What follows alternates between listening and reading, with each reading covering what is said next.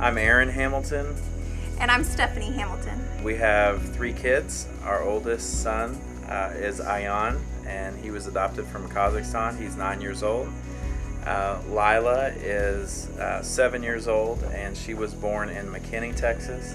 And Mac is our biological child, and he was a surprise, and he is 5 years old. Steph and I both spent time serving in orphanages when we were on mission trips in different countries, and then when we met, we began, getting serious in our relationship. And one of the questions that came up was starting a family. Before I got serious with Aaron, I wanted to know what he thought about adoption. So I remember we had been dating a few months, and I asked him what he thought about adoption. I told him I knew that I wanted to adopt someday, and his response to me was, well, I've always known I wanted to adopt. And in that moment, I think I knew that we probably were supposed to be together and would spend our lives together. And I'm thankful that the Lord gave us both a calling to adopt, and that's definitely what we feel like it is. We definitely feel like it's something we've been called to by the Lord. So for us, after we got married, it was about 3 years into our marriage that we decided to start a family. And for us, we had actually decided to go ahead and adopt for our first child. We really didn't have any friends who had adopted, close friends who had adopted, and we went to a conference at a church in Dallas, and we kind of went booth to booth looking at different agencies and different countries and what the requirements were. And we left there undecided, but through a series of what we believe are God orchestrated events, the one country that was lowest on the list of all the agencies, most of the agencies said, you don't. I wouldn't even say it was lowest on our list. I would say that after that day, we crossed Kazakhstan off of our list. Yeah. They said it was the most difficult to adopt from and the most expensive. And so we were like, well, that would be crazy to adopt from there. So we kind of took it off our list, besides the fact we had never heard of it. And then within a week after that conference, we met 4 different people who had either served in Kazakhstan or lived there for a period of time and spent time in orphanages in Kazakhstan. And those people were from the church we were visiting, which was Crosspoint Fellowship in Greenville.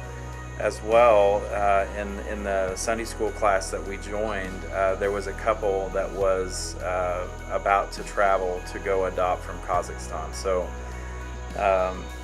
it was clear to us that God had planted that seed in our head, and then kind of gave us some people who had connections there and could help us kind of understand what the culture would be like. So we moved forward from there, and about 11 months later, I think, Or 18 months later, we traveled to Kazakhstan and met Ayan when he was 10 months old. Okay, so when we met Ayan, he had the chickenpox. The medication they use there is blue, has blue dye in it. So he was covered from head to toe in blue polka dots. And all of our family thought that he had some horrible disease. It's kind of funny, but Ayan was the first child we saw. We knew that he was ours from the beginning. We lived in Kazakhstan for 2 months, and all along the process, we just saw the Lord's hand in so many ways. One thing that we had prayed for specifically, that entire 18 months, we knew there was a chance we could see multiple children in the orphanage. And we had prayed very specifically that our child would be the first one that we saw, and that we would know that without a shadow of a doubt. And that definitely happened for both of us. We just knew as soon as we met him. Also, the process cost us, nearly $60,000, and the Lord provided almost every penny of that. We had a couple that wrote us a check for $40,000 for our adoption, and if that's not the Lord's hand, I don't know what is. And then also, we didn't get to pick the city in Kazakhstan that we adopted from. We were just placed in a city, and we happened to be placed in the city with a couple that had been sent from Crosspoint Fellowship to serve in the same city that we were in to adopt Ayan. And so we just saw the Lord's hand all over it. It was really cool. Living there for 2 months, we were there over Christmas, and we were able to get really close to this couple, and they were really able to minister to us and to help us get used to the culture and take us grocery shopping and all those sorts of things. So Crosspoint Fellowship really has played a huge role in our adoption, honestly. From learning about Kazakhstan, from meeting people connected to Kazakhstan, and then just so many families at Crosspoint Fellowship over the last 10 or 12 years have followed the call to adopt or to foster. And so there's just really a huge network there of families that have adopted and families that have walked through the process internationally and domestically and through foster care. And it really is a big deal to have families that can support you. There are really kind of specific and special needs and special, what would you call it? Just ways that families need to help you when you've adopted. I don't know how else to say that. I think one thing that's been neat for us to see in the church is when we started, we had just moved here from Oklahoma, and really we didn't have... There was a spider crawling up your glasses. It fell off. Okay, so we had just moved here from Oklahoma, and we didn't really have a network of friends, and we hadn't been at a church for very long. And even then, at Crosspoint Fellowship, we didn't know anyone. There were about 20 families there then. We didn't know anyone who had adopted. So I mentioned that there was a family that traveled to Kazakhstan about a year before us. They were our confidence in going. We got to see the process play out.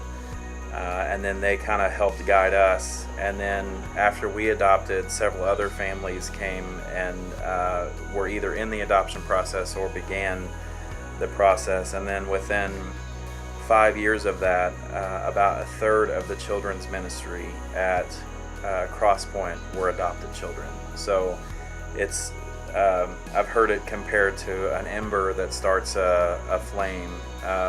It's contagious. Yeah. Really what we've seen in our church and in many other churches is that when one family steps out in faith, the church sees that they can be part of that.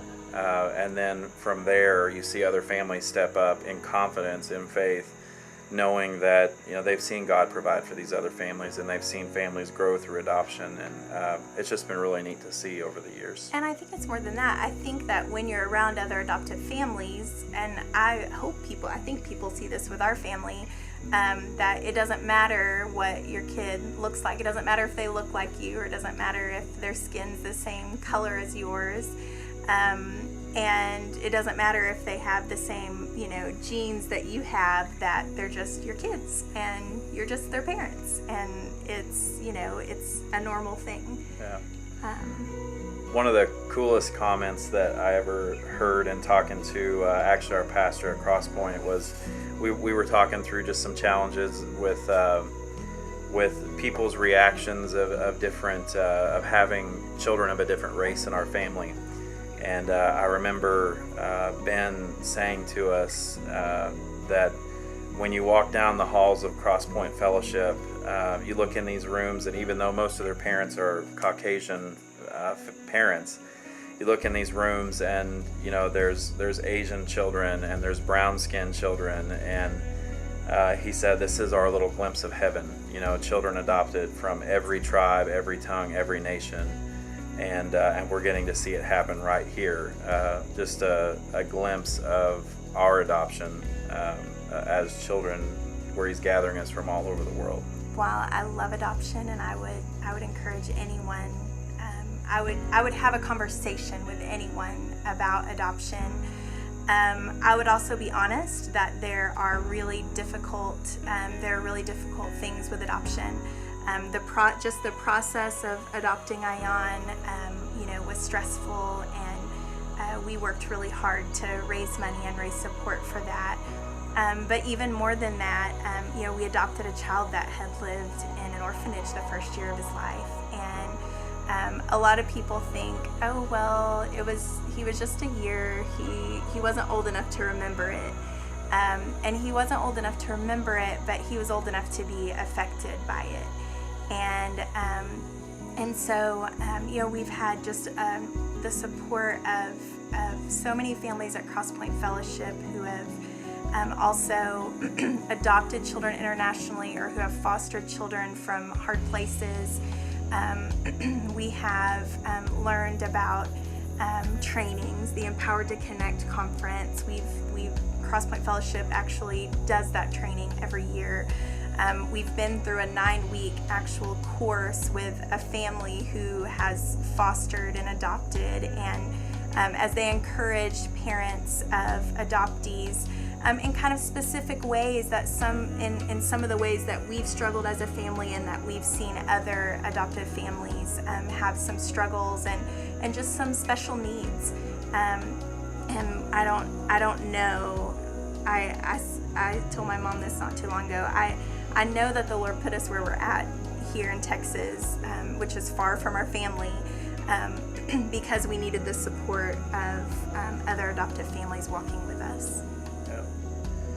I'll also say that when I think back to my thoughts and our thoughts when we began adopting, I would say we were a bit naive as to what it would be like. I think we had some preconceived ideas of what our family would look like, and kind of what it would feel like when we got home with a child, and we were gonna fix them. We were gonna make them all better. Yeah, and I would say that instead, what we've learned is that the adoption process and just walking with a child who has suffered loss, which every adopted child has suffered a loss of their birth parents. I would say that it's been the most sanctifying experience, even more than marriage. It's been a very sanctifying experience, and as well as just a chance to be reminded of Christ's love for us, and that the response to love from a family, from our family, as with any kid, is not always what you thought it would be, and I think about Christ's love towards us and how we continually try to run from that, and we've seen that play out in different ways, and but it's really neat to see God work in that and teach us and teach our children, and I would say we've learned far more than we ever thought that we would, and we're still learning, and now we feel like God's given us an opportunity to come alongside families who are considering adoption or have recently adopted, and maybe help give them some encouragement, or share some of the things that we've been taught over the years. Or just to even be able to understand some of the thoughts and feelings and things that happen in adoptive families, and they're kind of the funny things too. Mac asked us not too long ago when we were going to let him be adopted, and Lila, just so everybody knows, this is not a guilt trip or anything on the church body, but Lila would really like some more brown-skinned people in the church. She's noticed that we don't have very many, so y'all could work on that. Well, one thing I can say with certainty is a lot of people have asked, we didn't know we would ever have the opportunity to have a biological child, and I think we would have been content had we not, but thinking about life without Mac is crazy. So we feel incredibly blessed to have had the chance to have a biological child. But one of the questions we've been asked, and now we actually have an answer to it, is do you think you would love an adopted child any different than a biological child? And I can say with absolute certainty that the thought has never crossed my mind. They all have different personalities, but it doesn't even cross our mind in our daily life. And funny enough, we often forget that we have children of a different skin tone. So when people mention a skin color, a lot of times it still catches us off guard. And another thing, we speak of Ayan and Lila's entry into our family like birth. And so a lot of times we'll say when Ayan was born or when Lila was born, as if they were born into our family, for almost forgetting that that we weren't with them either in the days or the months before they were with us. So anyway, it's cool to see that God does that. We feel like they were ordained for our family before we ever met them. So to us, it just feels natural. There's no difference. Yeah, that really is the miracle of adoption. If we got a baby sister, would you help out? Take care of her? Yeah, that's good. You would? I would. Yeah. I wouldn't.